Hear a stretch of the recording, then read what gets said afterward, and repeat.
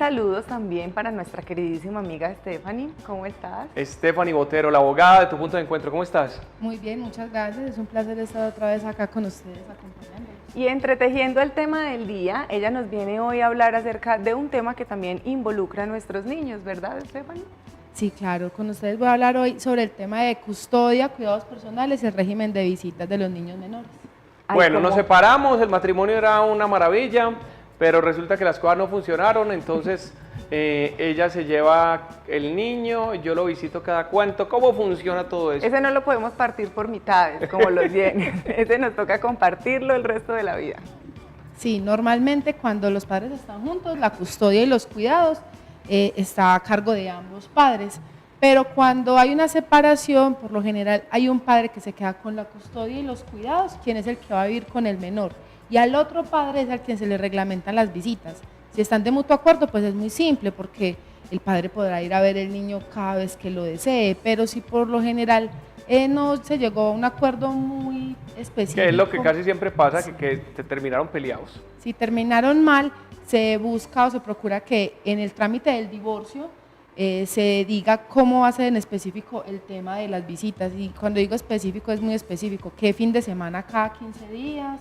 O si todos los fines de semana, desde qué horas hasta qué horas, para evitar problemas. Por lo general, ¿qué es lo que sucede? Es decir, las mamás, que son casi siempre las que se quedan con la custodia del menor, ¿le quieren restringir las visitas al papá o al contrario buscan la posibilidad de deshacerse de sus hijos lo más pronto posible? Lo primero, Stephanie, que hay que aclarar con la pregunta de Carolina, es que en realidad uno tendría 15 días del mes para estar con su hijo, porque es la mitad del tiempo, ¿cierto?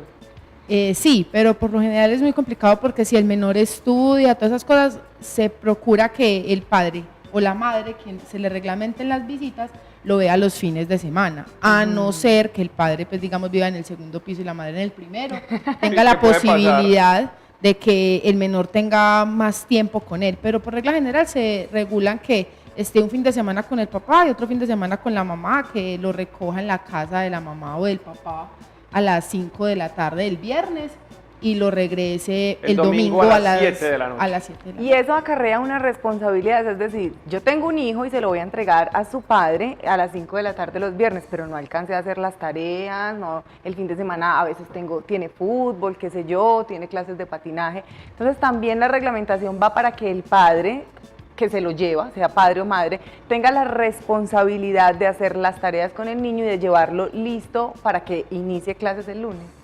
Exacto, o sea, a los padres se les regulan las visitas, pero el otro padre que no vive con el menor también tiene unos cuidados personales frente al hijo. Esos cuidados personales son temas de educación, de darle los valores que el menor necesita, o sea, guiarlo en la vida. Ambos padres son los que educan al menor y se esperaría que el padre que no viva con este también sea una ayuda para la madre en el tema de la educación y cómo criar a ese hijo. Muy fácil, en la mochilita que le empaca con la ropa y con todo, le pone una notica donde dice, aquí está el libro de matemáticas, faltaron el ejercicio 4, 5, 6, 7, 8 y 9. Por favor, yo sé que casi que siempre el tiempo tuyo es cine, helados, pizza, juegos, paseos, pero saca el ratico, por favor, para hacer las tareas. Para hacer las tareas. Pero venga, cuando Carolina dijo que casi siempre con la mamá, yo tenía un profesor en el colegio muy divertido y cuando uno le preguntaba, le decía, profe, no, es que casi no pudimos hacer ese ejercicio porque no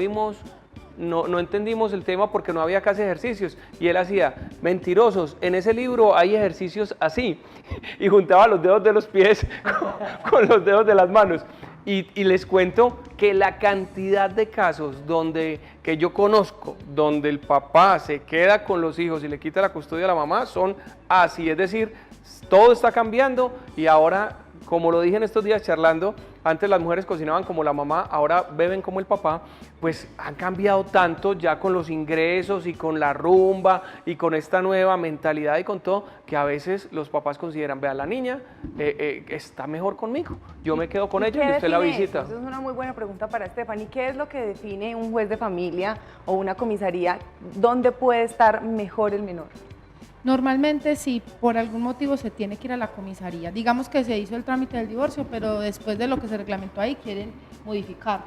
Entonces, antes de ir ante un juez, hay que ir a la comisaría del ICBF para que se llegue a una conciliación. como es una conciliación, puede que ambos padres digan, yo quiero tener la custodia de los cuidados y no se llega a ningún acuerdo.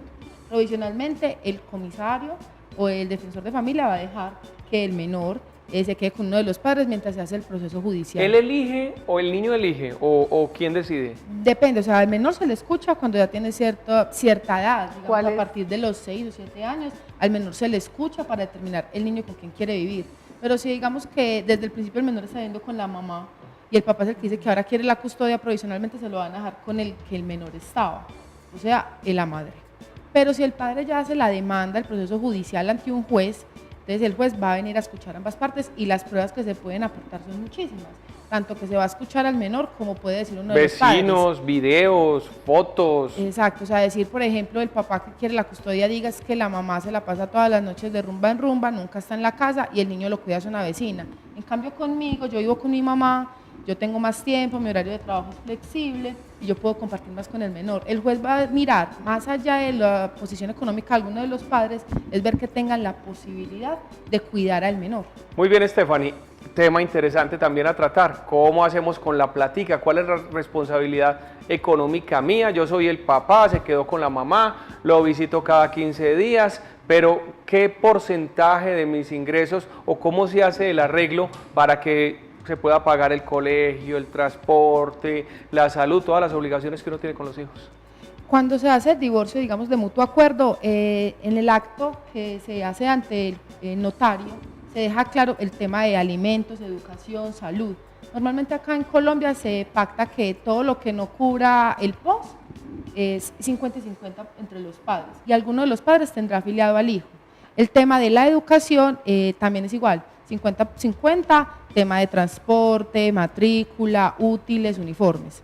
Digamos que ya el tema del alimento como tal trata sobre, digamos, cuánto está dispuesto a dar el padre por ese hijo, pero hay que determinar cuánto gasta el hijo, cuánto es la necesidad que tiene el hijo y cuánto es la capacidad del padre, porque no es lo mismo el niño de 5 años al niño de 16. Claro, claro, Bueno, o en la universidad. Pero ese 50 y 50, es que si el menor vive con la mamá, entonces la mamá paga arriendo, la mamá paga servicios, la mamá paga todo, ¿cierto? ¿Ahí también van 50 y 50 o es solo en los gastos educativos y los gastos extras de salud del menor?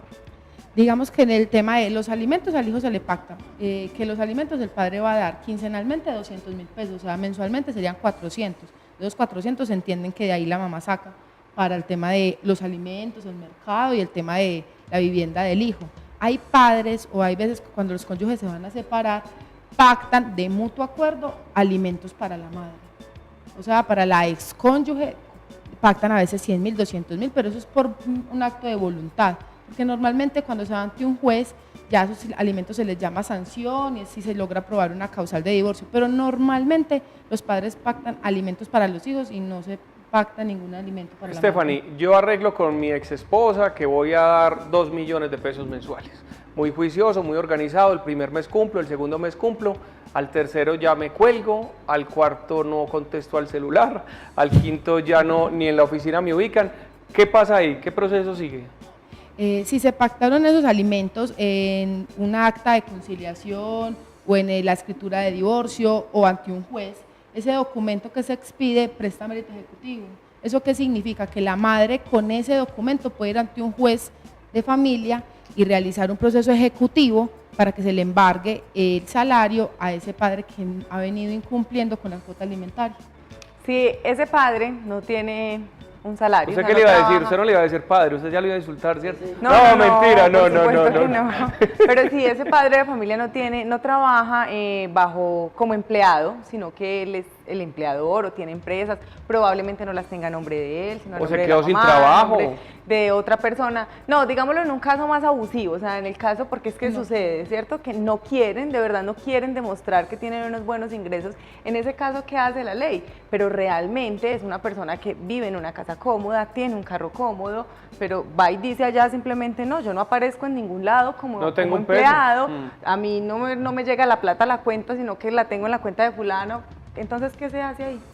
Cuando se hace el proceso ejecutivo, uno busca todas las posibilidades, si tiene carro, si tiene propiedades, si tiene una sociedad, si trabaja, si por algún motivo él no tiene nada, o sea, realmente no aparece con ninguna propiedad a nombre de él, pues el proceso ejecutivo no se puede adelantar porque no hay nada que embargar. ¿Qué le recomienda uno a la madre ahí? Que se dirija a la fiscalía y realice la denuncia por inasistencia alimentaria.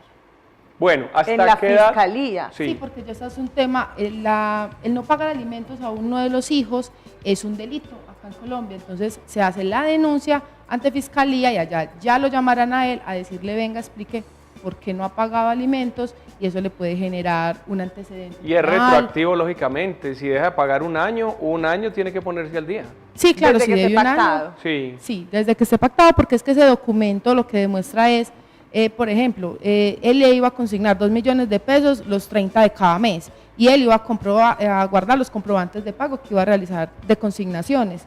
Entonces uno que le dice, usted le debe a la señora 7 millones de pesos. Él dice, mire, yo tengo los comprobantes. Pues demuestra que pagó, pero si no tiene los comprobantes, ¿cómo va a demostrar el pago Claro. si se pactó y se dijo que iba a consignar? Guarde papelitos, es muy importante. Desgraciadamente en esta ciudad esos asuntos pasan muy comúnmente, o sea, los abogados de familia les debe ir muy bien aquí. Las comisarías deben mantenerse repletas y por eso es que vamos a invitar en este momento a todos los televidentes, si tienen alguna pregunta, una consulta que hacerle a Stephanie de un caso específico, pueden comunicarse con nosotros por medio de una nota de voz en el 301-702-0997 o nos pueden hacer una llamada 301-702-0990, perdón. O nos pueden también hacer una llamada a un teléfono fijo, el 234-8198. Estefanía, ¿hasta qué edad después de habernos separados y de yo asumir la responsabilidad de cumplir con esa cuota para mi hijo, hasta qué edad la tengo que dar?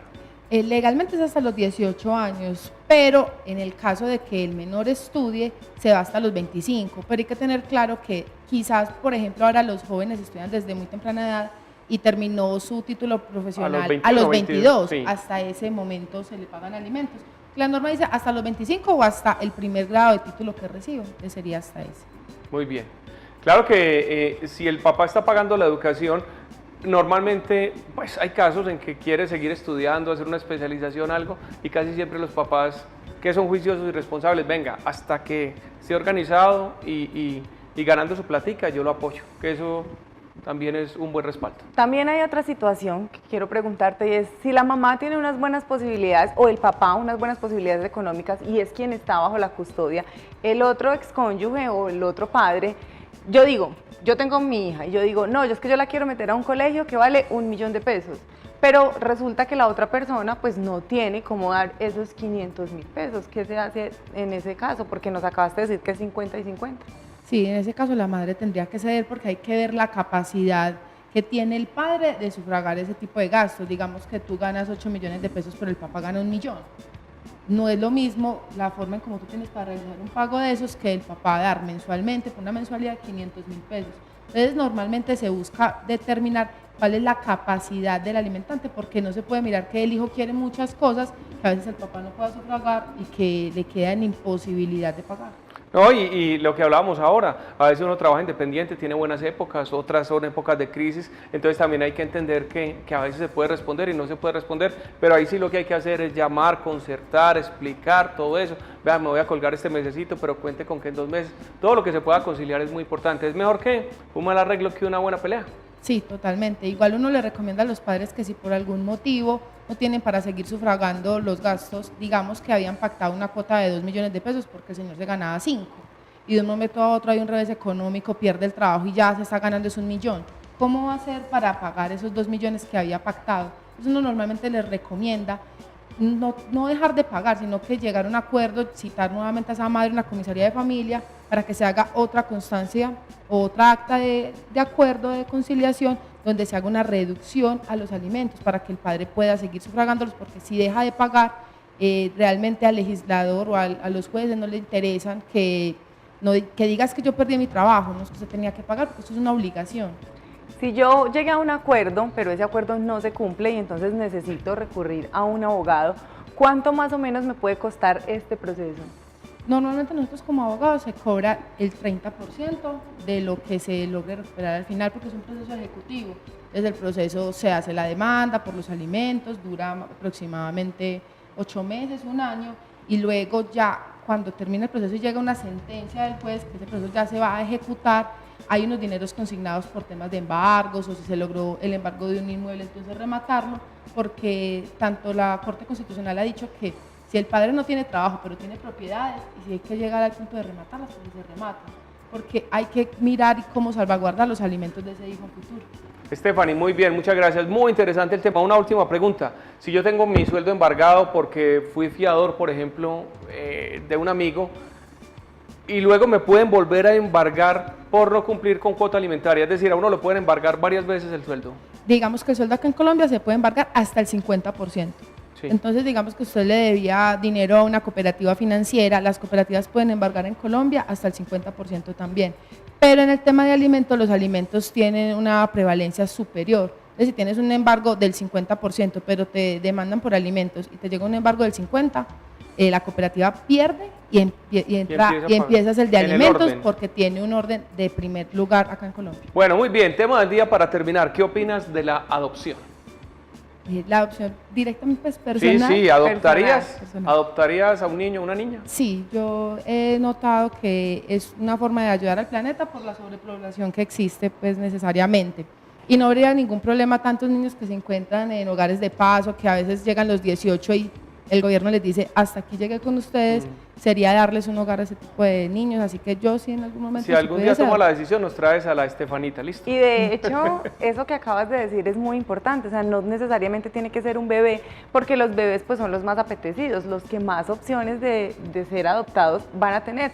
Una persona que ya, un chico, un adolescente, una persona que ya esté grande, que se van como quedando ahí, también me parece una muy bonita opción. Estefanía, ese es un tema para tratar luego, pero la adopción se da de acuerdo a la edad de los padres. A una pareja de 50 años no le entregan un niño recién nacido, siempre van analizando ingresos, edad, el factor edad es muy importante, entonces si la esposa tiene 45 años, entonces normalmente le entregan un niño de 6, 7, 8 años dependiendo de la edad. Joaquín, y mientras tanto nosotros nos vamos a ir a comerciales. ¿Quieres una pausa comercial? Vámonos a unos mensajes comerciales, ya regresamos porque tenemos mucho más aquí en Tu Punto de Encuentro.